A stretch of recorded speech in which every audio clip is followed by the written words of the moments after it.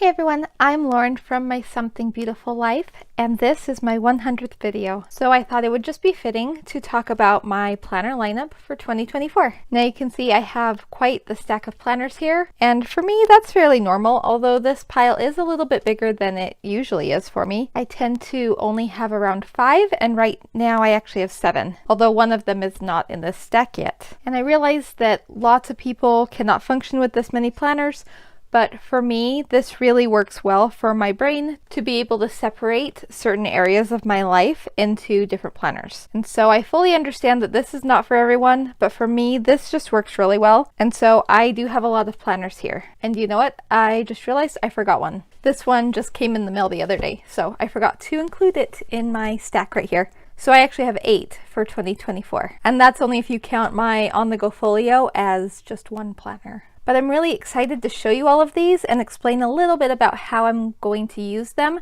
None of them are set up yet, but I do have lots of setup videos coming in the near future, and so be sure to subscribe if you want to see those. I'm really excited about my planners for next year. I'm bringing back some of my favorites that I've used for a long time now, and I'm trying some new things, and they are just all really awesome. And so let's just jump into it and I will show you what I have. Okay, so most of these I'm going to set aside for a minute.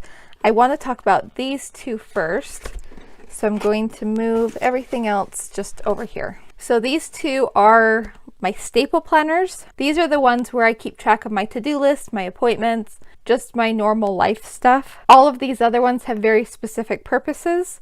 So these are what a lot of people will call a catch-all planner. I personally don't use that term very much because if it was a catch-all planner, all of these wouldn't exist too. But these are the ones that have like my day-to-day life in them, and these are the ones I look at most frequently. So my main planners for 2024 are the Erin Condren Daily Duo and the Happy Planner, what was it called? Apricot and Sage, something like that. It's a dashboard layout. This is what the weekly layout looks like. And so of course this is going to be my weekly planner, and this is my daily planner. And something that I've definitely learned this year having both of these planners is that I cannot use both of them consistently. And so with these ones, I specifically give myself permission to just use whatever I need at the moment. Sometimes that will be both of them. Sometimes I just need to brain dump in my daily planner. Sometimes I need to see a full week all on one page. Both of them play very important roles in my sanity. And so I've just learned that I need both a daily and a weekly planner, but I sometimes don't use them both at the same time, which also means I often have blank spreads with nothing on them. And that's okay because these are supposed to help me feel more organized and not overwhelm me and just give me something else to do. They are tools. I don't use a lot of stickers. I don't decorate a whole lot. 95% of the time I just use pen and maybe a highlighter. So I'm a fairly simple planner, but these are absolutely crucial for me. So the Erin Condren Daily Duo, this is the 6-month version. It just has January through June. I've been currently using the July through December version right now for the end of 2023. And so when the new planners launch around May, I think, usually like late April, early May is when the new Erin Condren planners come out. At that point, I will get a new Daily Duo to finish off the end of the year. This has been a constant for me for quite a while now, and so I don't anticipate changing it. But this is for the first half of 2024. I don't do a lot of pre-planning in this, except for maybe on the monthly spread. I will do the monthly spreads at the beginning of the month. But as for the actual days themselves, I usually will plan those the day of. If I do have something that I want to remember on a future date, I'll put a sticky note on there or something like that just so I can remember. But I will rarely write something down on a day before that actual day, or maybe the night before. Sometimes I'll do it the night before. But I don't pre-plan in the Daily Duo like at all. A lot of times I will use this as a brain dump just to get the ideas out of my head, and then I can look through the list that I've made and decide what actually needs to get done that day. I work a lot in to-do lists. I don't have a lot of scheduled appointments or things like that. And so most of the time I am planning my day either the night before or that morning. So that's just a little bit about how I use the Daily Duo. And then this is a new one to me. I mean, I've used Happy Planner a lot in the past. Some of my first videos on this channel were about Happy Planner. and I used them religiously for years. And then there just came a point where I wasn't using them anymore, but I have decided to try them again for 2024, specifically because I love the dashboard layout. When I'm using a weekly planner, it's basically because I need to see an entire week's worth of plans all at the same time, just to help get a mental grip on what's going on. And because I don't have a lot of appointments or pre-scheduled things, these smaller boxes should actually be just fine for me. In fact, I kind of don't like it when I have too much room on a weekly spread because I can't fill it. And so I like that it's a little bit of a smaller space for the actual dates. But what I love most about this spread is this page over here. And like I said, I like to-do lists, and this is just full of spaces to just write all the types of lists that I need. And the general idea of how I plan to use this will be my ongoing to-do list for the week. This section I plan to use for anything church related.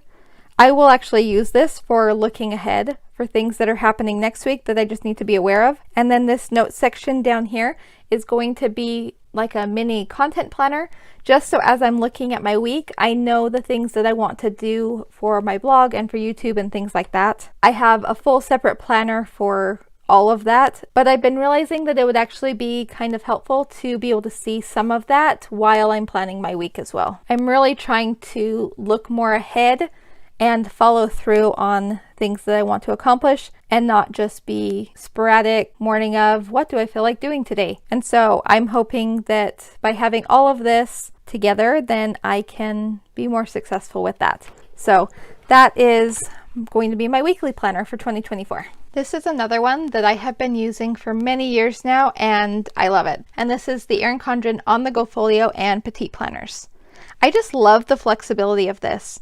First of all, some of the planners I'm using in here are ones that are just my favorite layouts for that type of planner. I've never found another layout that works better for me, and so I just keep going back to these planners. Actually, that implies that I ever left them. But I really like the layouts of a couple of these, and so I just keep using them. I also just really love the size of the petite planners.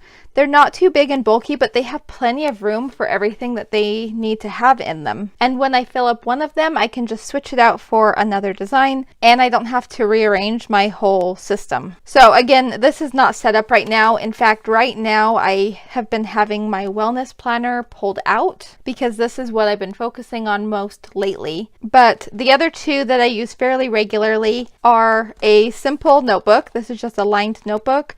And then this is the meal planner. So I'm not focusing on meal planning very much right now, but this is something that I've been thinking about lately, and I think it's going to need to be more of a part of my planning in order for this to be more effective. Health and wellness is pretty well tied into meal planning, and so I am going to make meal planning more of a focus for 2024. And so just these are the three that I plan to keep in here. I might throw in a fourth one if something specific comes up, but for the most part, these are the things I always go back to. The wellness log, the meal planner, and then a simple notebook. And this is actually a project notebook. So if I have something specific that I'm working on, I will take a few pages, plan it out, and then I have something to go back and reference. And then once I'm done with that, I can just move on to my next project. And I say project, but it's not necessarily a project. It's just whatever I'm focusing on. Like one of the things that I had in here was planning for a trip that I took a few months ago during the summer. So things like that, just whatever comes up, and I just need some extra space where I can go and reference it all together for whatever I'm specifically working on at the moment. That's what can go in here. So I don't use it all the time, but I like that it's here, that it's an option, and I know where to find it. So that is my on-the-go folio and my petite planners for 2024. The next one I want to talk about is my new faith planner.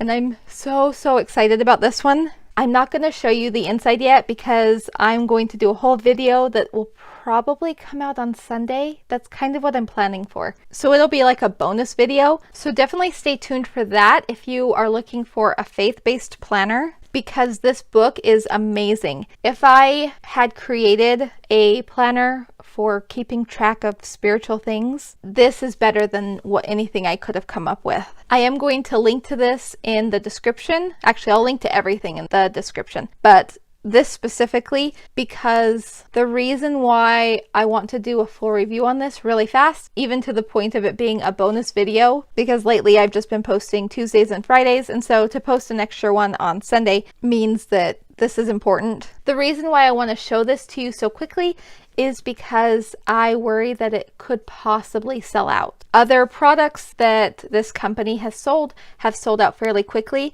and although in a live video that the creator and owner did a few days ago about this planner, she said that she's not anticipating selling out, that this is supposed to be something that's just always there, and this is an undated planner. And so she said she's not anticipating it selling out, but just in case, just because I know that other things have, I just want to show it to you as quickly as I can. I just barely got it in the mail yesterday, so I just want to be able to show you quickly.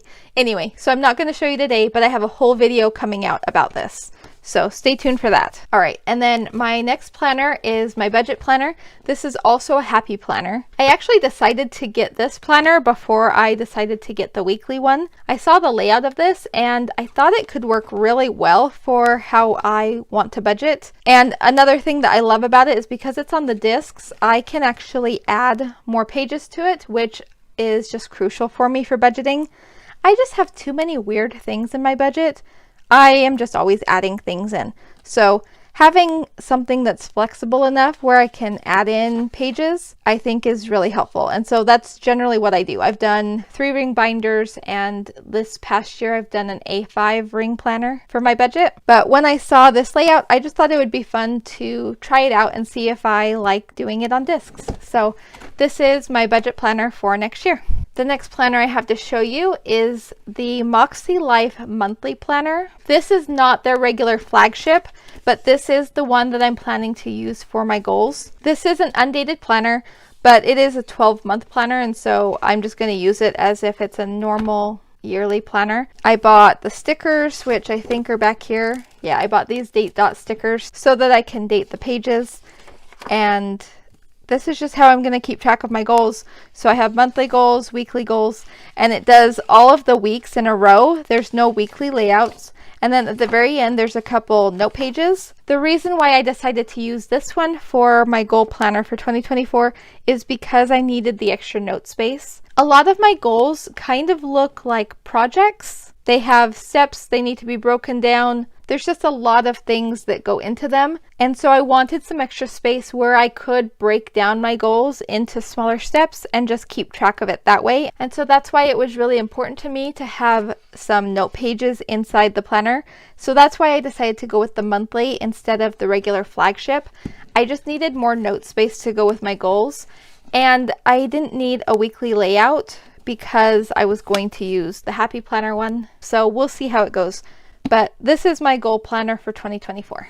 I have one more planner to show you today, and then I have another one to talk about that's not here. So this is the Passionate Penny Pincher Home Planner. And you've seen this before. I had this in my planner lineup for last year. I tried to use it as a normal weekly planner, and it just didn't work for me.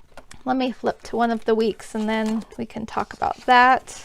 Okay, so this is what the weekly layout looks like, which is fine, but for whatever reason, I just couldn't wrap my brain around this layout for my weekly planner. It seemed like it would work just as well as any other weekly planner, but for whatever reason, it just like overwhelmed me or something. I'm not sure. But I never really got into a good groove for it for my weekly planner. But I love the cleaning system and all of the home maintenance things that are in this planner, and I do want to utilize that. This is something that's just been on my mind for the past couple months or so. And so when something is important to me, that's usually when it gets its own planner. This is going to be a home maintenance planner. And I have some ideas on how I want to personalize this just to help it work a little bit better for me. I'm not going to do any major changes. I really do like it the way it is. There's just like some things that just don't apply to my home, and so I want to find a way to make it work even better.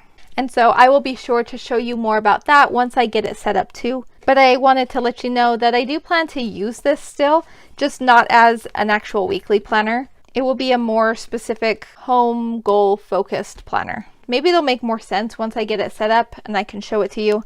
But I just wanted to give you a quick idea about how I'm going to use this planner. And for the final planner that I want to talk about, I don't actually have my 2024 version. This is my current version that I'm using right now, and this is my content planner. It's an Erin Condren monthly planner. So the reason I can't show it to you is because I haven't bought it yet. I'm actually waiting for Black Friday to order it, but since it's the same planner that I'm currently using, I figured we could just talk about it, and then I will show you more about it later. If that's something you're interested in seeing, leave me a comment and let me know which ones of these you're interested in seeing more about or seeing the setup of, anything like that. But I do plan to use another monthly planner for my content planner next year. I considered using something like plum paper, but the more I thought about it, I just wanted to use the same one that I'm already using. It's currently working just fine, and so I'm worried that if I tried to shake it up and do something new, that would just kind of crash and burn and I would end up getting a monthly planner anyway.